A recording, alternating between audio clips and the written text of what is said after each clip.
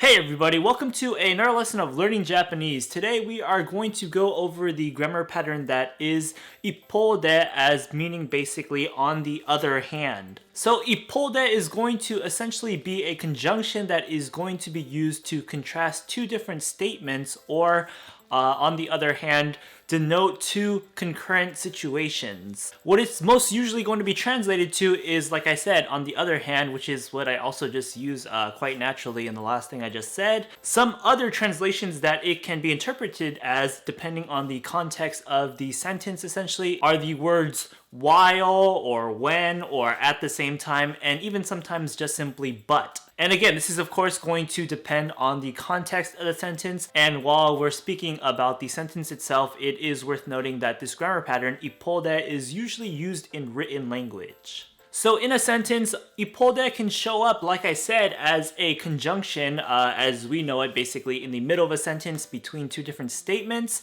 Or it can also appear at the beginning of a sentence as kind of a transitional phrase. When it does show up in the middle of a sentence, we do have this, as you can see from the title, this optional particle de that can be used right after the word ippo to be ippode instead of just ippo. On the other hand, when you're using it as a transitional phrase at the beginning of a sentence, the particle de is usually omitted. In some cases, you might even see ippode being used as a conjunction in the middle of a sentence along with another conjunction, such as the particle ga. Sometimes you'll see ga ippode instead of just ippode, and that's gonna kind of emphasize the contrastive nature of your statement. And so you can use ippode, on the other hand, with pretty much any kind of word. You can use it with verbs, you can use it with adjectives, and you can use it with nouns. When you're using it with verbs, it's going to be in its plain form, and it's usually going to be in its dictionary form. I have honestly rarely seen this grammar pattern being used with any other conjugation other than the dictionary form. As for adjectives, when we're talking about e-adjectives, once again, the plain form of the e-adjective will be used, which is to say just simply the e-adjective by itself. As for not adjectives, this is basically going to be in line with the usage of nouns as well. What we're going to do is we're going to put the phrasing de aru right after the not adjective as well as nouns. And so de aru is kind of this thing that we have had appear in previous grammar patterns and lessons, because this is basically just a way to kind of turn the usage of a noun or a not adjective into kind of a verb. As we've stated before in other videos, de aru is just going to basically mean is. So instead of just saying not adjective or a noun, we're saying is not adjective and is noun instead. However, on the topic of not adjectives and nouns used with this grammar pattern,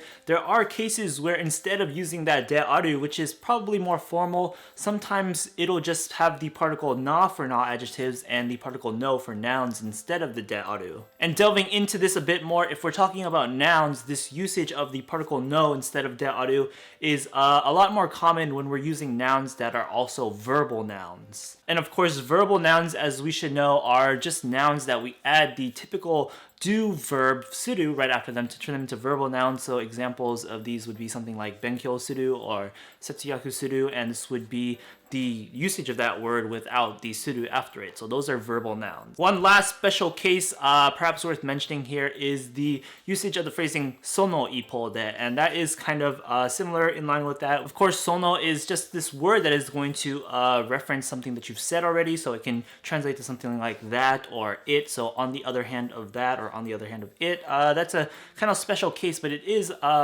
pretty often used, sono ippode. And so yeah, hopefully we've hashed out enough details about the basics of this grammar pattern and the guidelines for its usage.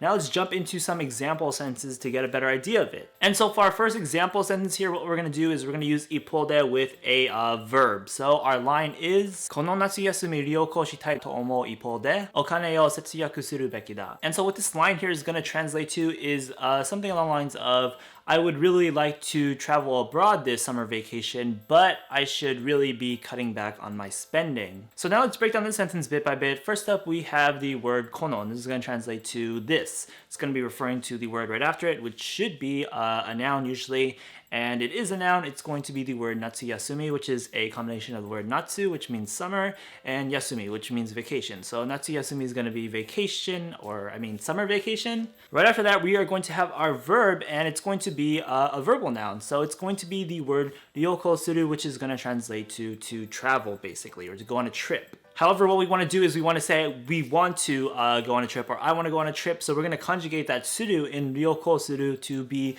ryoko shitai, which means want to. So it's the Thai form of the verb suru. Then we're going to put this in a kind of quote. So we have to omo right after that. So omo, of course, means to think or to feel. So I feel like I want to travel abroad this summer. And so here, our last word that we just had was omo, which means to feel, to think. It's going to be in its plain form, more specifically in its dictionary form, because that's what we're going to need here to kind of bring in the ipolde grammar pattern. So on the other hand is what, of course, this is going to translate to. So I want to travel abroad this summer vacation. And then we have kind of but on the other hand. And now, of course, as the guidelines of this grammar pattern states, now that we have our first statement here, I want to travel abroad this summer vacation, the next statement, since we're using it with ipolde, is going to have to be a contrastive statement, or something that's happening or going on at the same time, but it's probably not that, because we kind of get a clue from the sentence so far that this is going to be a sentence of contrastive nature. And so sure enough, the rest of the sentence with its second part, it goes,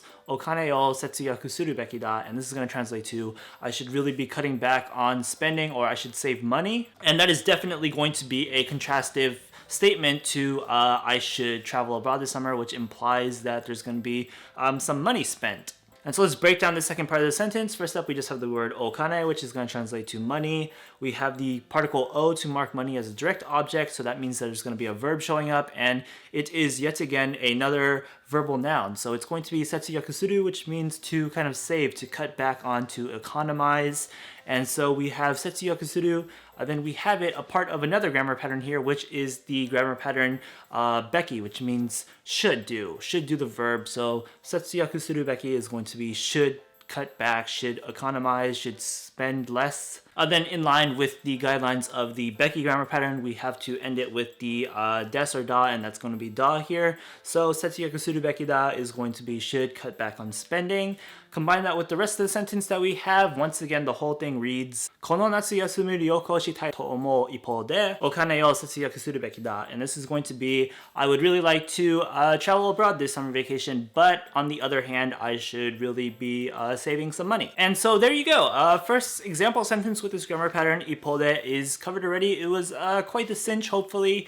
What we're going to do now is our next example sentence is going to be using ippo with an adjective, which should prove to be even simpler. And so what we have for our line here is just simply, kono cafe wa toi ippo de ii funinki ga aru. And so what this sentence is going to translate to, in our translation here, we're going to use, instead of on the other hand, we're going to use one of those other contextual translations of ippo de. So we're going to use while instead. So our translation here, just to give an idea of how that can work, is while this cafe is far, it has good vibes. So let's break down the sentence bit by bit here. So first up, once again, we start with the word kono, because this is going to be this, and it's going to be referring to the word right after it, which in this case is going to be cafe, which is, of course, a cafe. We have the wa marking as the topic of the sentence. Then we have our e adjective here, which is just going to be toi, and this is going to translate to, of course, far or distance.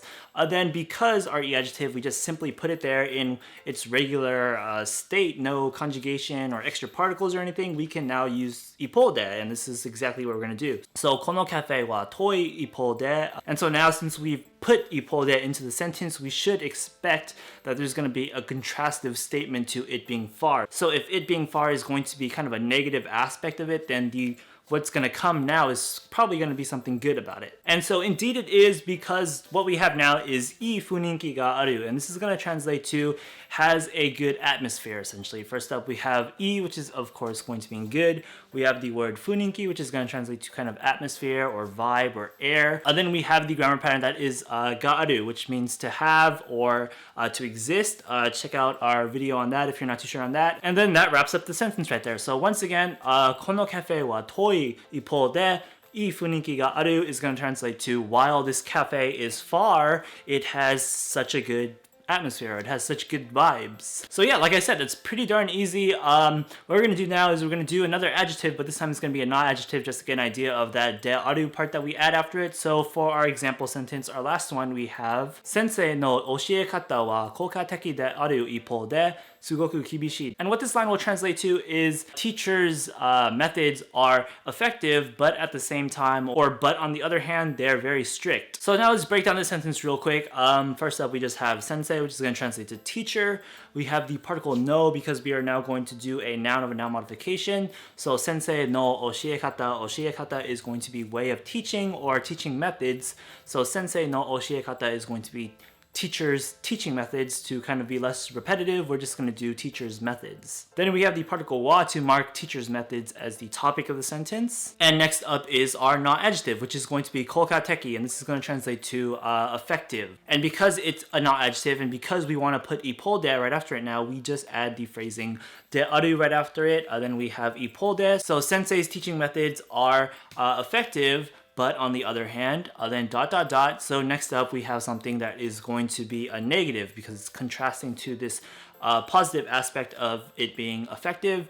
And sure enough, we have sugoku kibishii, and this is going to be very strict. Sugoku is an adjective that means very or really. Kibishii is going to be the e adjective that means strict, and then we have da to end the sentence. So one last time, sensei no oshiekata wa koukateki de aru ippo de sugoku kibishii, and that's going to translate to sensei, or I mean teachers' methods are effective, but at the same time they are very strict. And so that third example there is about going to wrap it up for this video. We did 3 example sentences for the grammar pattern that is ippo de, that usually translates to on the other hand. In other cases, depending on context, you can choose to translate it to while, or at the same time, or when, or but, something along those lines. And so yeah, hopefully you got a good idea of how this works. If you ever see it in writing, sometimes it's said aloud as well.